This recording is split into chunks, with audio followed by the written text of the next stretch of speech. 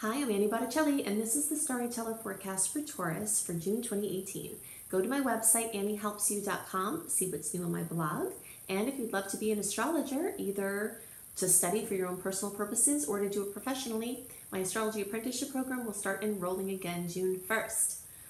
So what's going on in the month of June? We have eclipse rumblings. Again, eclipse time is a time when major trajectory changes, dramatic endings, brilliant new openings, emotions, accomplishment. This is just a supercharged time of lots of changes and lots of notable events for many people. So twice a year we have these eclipse cycles, and we had one earlier in the year, and this is our second and last one of the year. So we have 3 eclipses in this cycle, 2 in July and 1 in August. I'm going to break them down into my June, July, and August reports. So we'll talk about in each report one of the eclipses and where Taurus will see that manifestation in your chart. Okay, we're talking about them in June because the energy of eclipses often manifests 4 to 6 weeks before the actual eclipse. So the things that are happening then could start happening much sooner than the actual eclipse. Okay, so something to be aware of as this new energy opens, as some chapters close, as trajectory changes are common, is that this is also occurring when Mars is moving into retrograde.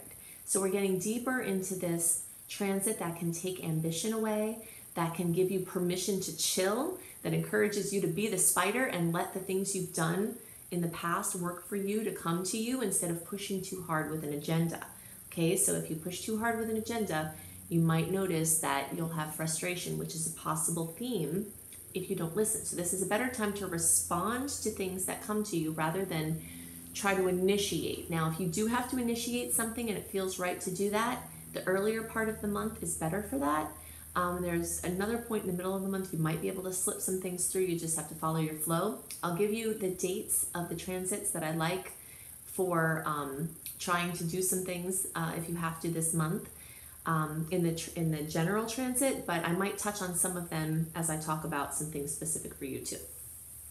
Okay, so these new things coming in with an eye to the past because of the retrograde. So things from the past may come back up again to be looked at, worked with, and opportunities may have a basis in the past or in contacts from the past. So I'm calling the theme of the month for Taurus, for all placements, early, middle, and late, the gift of gab and mobility, okay? All Taurus placements will see this eclipse occur in the 3rd house. Sometimes we have a breakdown of early, middle, and late degree being in different houses. You will all feel this in the 3rd house. Okay, so new opportunities regarding communication, expression, how you express yourself, writing, publishing, editing, things like that. Could also be devices, learning how to use your device more or getting new devices. And mobility, so different ways of being mobile, cars, planes, trains, automobiles, you know, all of these walking, you may see mobility be a focus. If you have to make a purchase of a device, try to do that in the first couple of days of the month if it flows, because Mars rules metal, and all these devices are metal, and these transportation devices are also metal, have metal in them. So moving into the Mars retrograde, it's not always the best time to be doing important things with metal-related things. So if you can do that earlier in June, the first couple of days, June 1st through 3rd, I like. If you have to slip something in at the last minute, the new moon around the 13th, there's some energy of some new things then. So it's possible that your new device or vehicle could come in then, but just look out because that's just a couple of weeks before the Mars retrograde energy starts. And you just want to be careful and follow your flow and don't push or force things.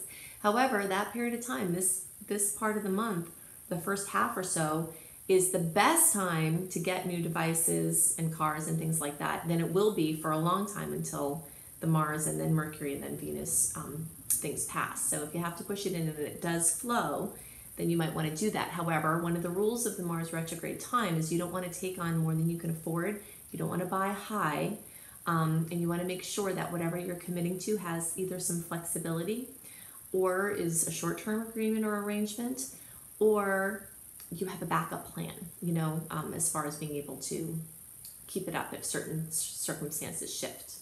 Okay, So those are the things that are most on my mind for Taurus. There are a couple of other ways that can manifest. Opportunities involving relatives like cousins, aunts, uncles, brothers and sisters may come into focus at this time.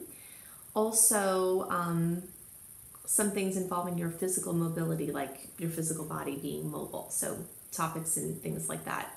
If you have to have a surgery, of course, it's very hard to in a general transit, help you pick a surgery date. It's very complicated. But since Mars does rule metal, at least partially rule metal, and usually the things involved in doing surgery are metal devices, you know, staying a little bit away from that transit if you can. If it's an emergency thing, you have to do, it's life or death, obviously you have to do it. But if it's elective or if you have say in it, the further away from that June 26th could turn out to be better. So just follow the flow for that. There's some nice energy at the very beginning of the month, like the 1st through 3rd. Again, like I said, in the middle of the month, just be aware of these things and just tune into your intuition.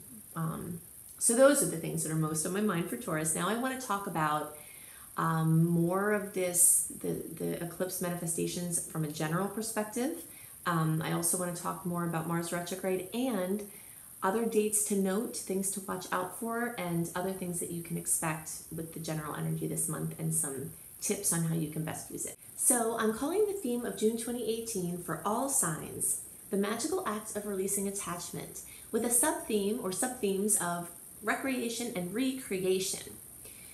This abundance of air energy this month is going to bring a lot of restlessness, this need to move, variety seeking, the urge to communicate and connect will be very strong. And there will be many opportunities for this as well. So trips, travel near and far, sparkling conversations, chances to connect with people online and in person, a lot of busyness. People often notice when the sun is in Gemini and at this time of year, we've got a lot of busyness. You know, you'll see that things are ramped up. You're here, you're there, you're moving around. There's lots of things that you're trying to pull together. And also interests and things can be coming up and could be all over the board. The urge to move and express will be increased from this energy, but for many people, the desire for movement will be towards recreation rather than productivity. And this is compliments of the impending Mars retrograde transit. We've been talking about this for a long time. I've been prepping you for this. And of course, you can look at my blog, Your Guide to Mars Retrograde, and you can look at my video on the topic. You can just put in Annie Botticelli Mars Retrograde, and you'll pull up my other resources to go deeper into this. But for the most part, for most people, ambitions start to wane. Okay, so the key theme that occurs so much in Mars retrograde is frustration. But it doesn't have to be that way. That only happens if you're trying to go at your usual pace in that transit that's not wanting you to do that. So if you take cues from what's happening and you stop trying to force things, like dropping your agenda, this is one of the reasons why I'm calling this, the theme this month, the magical act of releasing attachment. If you drop your agendas, then you can flow more. If you give yourself permission to chill, then the odds of frustration will be much less because you're not trying to push up against this wall of energy that's pushing backwards. So there are some people, however, that have the opposite effect when Mars is in retrograde. Mars rules movement, and some people, and how you use your energy, it rules the assertiveness, you know, that get up and go, your oomph. So if you were born with Mars retrograde in your natal chart, you might have the opposite effect when Mars goes into retrograde. You might be what some people might call lazy or laid back or not ambitious most of the time. But then something crazy happens, maybe you haven't known what it was until now, then Mars retrograde comes and you get lit up while everybody else is going the other way. So that's why I always say, above everything, you have to honor your own personal flow and your intuition when you're listening to horoscopes, because there are always caveats to the general things that we share through horoscopes. So in any case, I always like to give you the heads up, because if you notice yourself getting what you describe as lazy, and then you're trying to give yourself a hard time about it, you can make this month and this transit, which runs from the end of June to the end of August, but really it started May 11th when the shadow period started, and it goes through the beginning of October. This is a long time. So if you understand this is going on, it's more likely that you can give yourself permission to relax. And if you give yourself permission to relax, pure genius can come to you when you're in that relaxed state. The way I like to describe the magic that can happen with this energy is with a typical story. I know myself, I've heard many situations where, let's say a couple is trying to have a baby and they're having trouble getting pregnant, and there's so much stress and there's pressure and they're putting it on and they're worried, and all of this energy is going towards this certain outcome. Then when they make the decision to adopt, sometimes they get pregnant. And the doctors chalk it up as the stress was released from the venture, right? So this is the energy that I want you to remember during this time, because a massive amount of magic, a massive amount of inspiration can come from that quiet time, like the Shavasana at the end of a yoga session. That quiet little short time of integration, of rest, integrates all of the work done prior.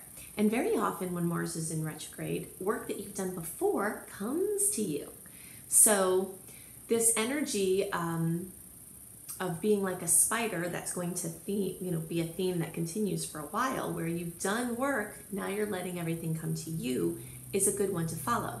Now, if you do have some things that you have to push through, and you don't want to wait until December when we're done with Mars retrograde, then Mercury retrograde, then Venus retrograde, then there are some points here in June where you could do that. And my favorite days are right in the beginning of the month.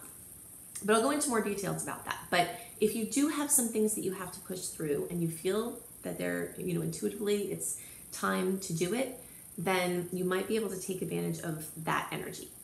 Okay, so I really love this month for vacations, because this desire to rest and slack makes an increase in the possibility that you'll enjoy the vacation and you'll leave your worries and work behind. So if you are a traveler, or you're planning a trip, or you just like to read about travel stuff, you can check out my website, Astrology Kissed Travel Bliss, and I do monthly astrology travel reports so that you can understand some highlights as far as it relates to travel, and there are also fun blogs and inspiration for travel. There's a new moon on June 13th, and this is another increase in this opportunity for travel, adventures near and far, connecting with siblings, cousins, and other relatives. If you have to make a last-minute purchase of a communication device, if you know that coming soon your car or your phone or something is due to get, if you're due to get a new one, this time around, the beginning of the month or around this new moon of the 13th, might be a good time to squeeze these things in, because Mars rules metal. And well, it's one of of course it's complicated, but things that are made of metal are under the rule of Mars. So buying machinery, utilizing machinery, and of course everything has metal in it, all of our devices. The energy is better for it when we're further away from the retrograde. So if you can help it, sometimes you might not be able to help it, in which case don't worry, just go with the flow. But if you know it's coming, you might want to take advantage of this time in the middle of the month.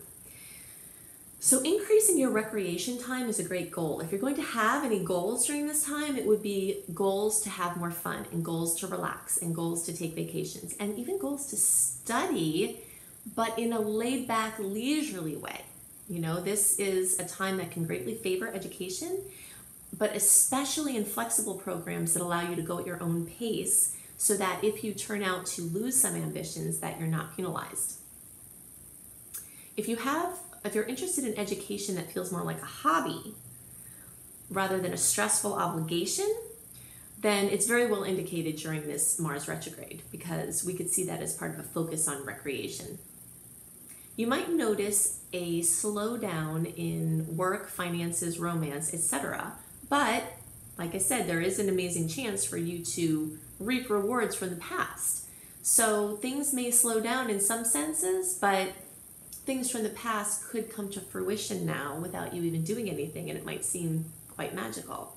If you have to do some work-related things, it's better to focus on clients from the past, ideas from the past, things like that, if at all possible. These retrogrades tend to make things get called into question. So things that were set or intended may drastically change form during this time or become irrelevant or uninteresting. So just notice the cycle, and just because something isn't, kind of goes away from your energy field at this time, it doesn't mean it's forever.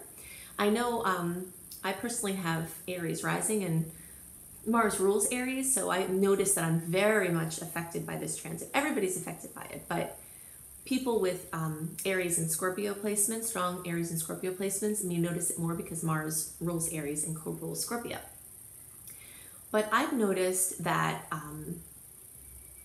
I just love this energy because it helps you to relax. And whenever this happens now, I plan my rests for this time. But if you didn't know that this were coming, you might think, wow, what is happening to me? I'm like this. So I feel like when Mars retrograde, like, wow, I'm never going to be ambitious again. That's so weird. And then as soon as Mars goes direct, I'm back to my normal ambitious self. So it's just interesting to watch your own personal cycles with this. And as I mentioned before, you might have the opposite occur, and notice that too. Learning astrology and using astrology is one big experiment, and the more you learn about what's going on and then you pay attention to your personal flow with that, the more you learn about the art and the science. Okay, so many people are going to be questioning many things in life, but there will be a special focus for the job, profession, life path because of the time that Mars is going to spend getting back into Capricorn. And since it spends most of the time retrograde in Aquarius, this strong focus on reconsidering or considering for the future, defining or redefining projects or relationships involving nonprofits, humanitarian efforts, technology, and other futuristic innovations, groups, things having to do with groups and teams and friends and friendships and acquaintances, social circles, and social media are all within this Mars and Aquarius energy.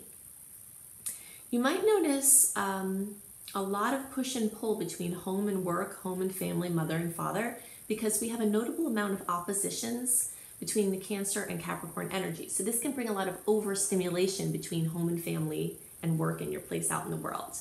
Overstimulation doesn't necessarily mean bad or good. It's just that there are opposing forces that are both demanding equal and extra focus, which can make you feel torn between these competing interests. But we do also have some great aspects with Uranus that can bring amazing insights and breakthroughs or happy surprises. So there are many times in this month where beautiful aspects are coupled with challenging ones. So good news and challenges could present simultaneously. You might see that going on.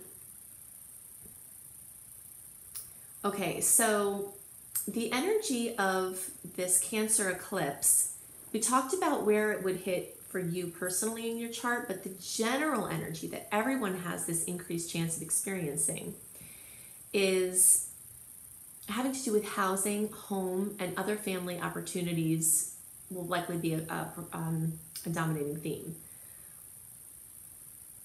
There's something that a dermatologist said to me recently that I always wind up applying these random things to astrology, So she said that there's an increase in skin cancer risk for people who have light-colored eyes, that there's something genetic about that relationship. Okay, so that doesn't mean that all people who have light-colored eyes are going to get skin cancer, and it doesn't mean that all people who don't have light-colored eyes are not. But this increase in probability is how I always frame astrology. There's an increase in probability of the things that these transits tend to bring. And it doesn't mean that everybody's going to experience these things that are common. It just means there's an increase in probability. The odds are more likely. Like on a day when the meteorologist says, rain is 90% today. Sometimes it doesn't rain, but there's that increased chance. And that's what I want you to understand about the nature of these transits and the nature of these potentials. Okay, so I'm going to give you a couple of other dates to highlight this month. And if you want more details about dates and transits of note, then definitely go to my website, anniehelpsyou.com. Sign up for my free email newsletter.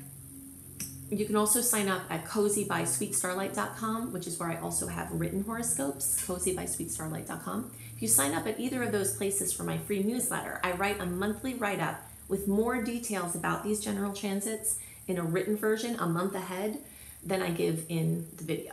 Okay, so it supplements what we're going to do here.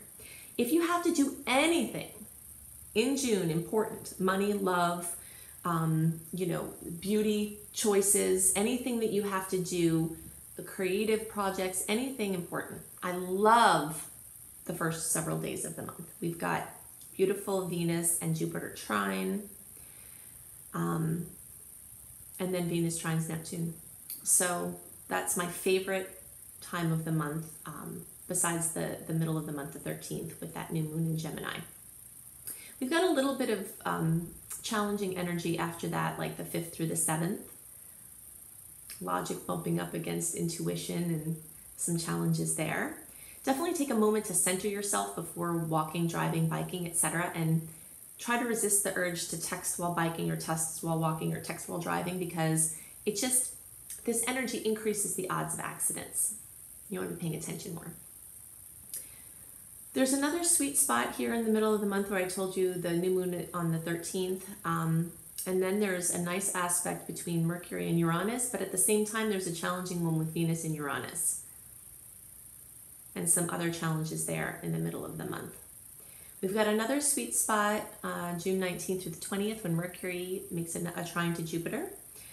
And then we have Mars going retrograde on the 26th. When a planet goes retrograde, there's a lot of awkwardness. So just look out for awkwardness around that time. Then there's the full moon in Capricorn on June 27th, and this will bring completion, fruition, accomplishment, or drama into the realms of work, career, father figures, and your place out in the world. So those are the things that are most on my mind for this month. Definitely check out my websites, anniehelpsyou.com, if you're interested in learning astrology as a profession or just for your self-development. If you'd like to be a coach, I have a coach training program. I have an astrology apprenticeship program. I also have a course called Creating Successful Online Business, where I teach you how to create an online presence and funnel it into your services that will help you to live the life that you want and not be geographically bound. If you want written horoscopes that are focusing on different areas than the videos that I make, then go to cozybysweetstarlight.com. If you would like to get information about astrology travel reports that I write for each month, then go to astrologykissedtravelbliss.com. And definitely check out my husband's website, iamhelios.com, iamhelios.com, for wonderful astrology and tarot readings. He also has some really cool free offerings on his site that bring sound vibrations that you can download that help to soften the energies of the current transits. So that's something really cool he's doing. So I hope you have a wonderful month, and I'll see you next month. Bye.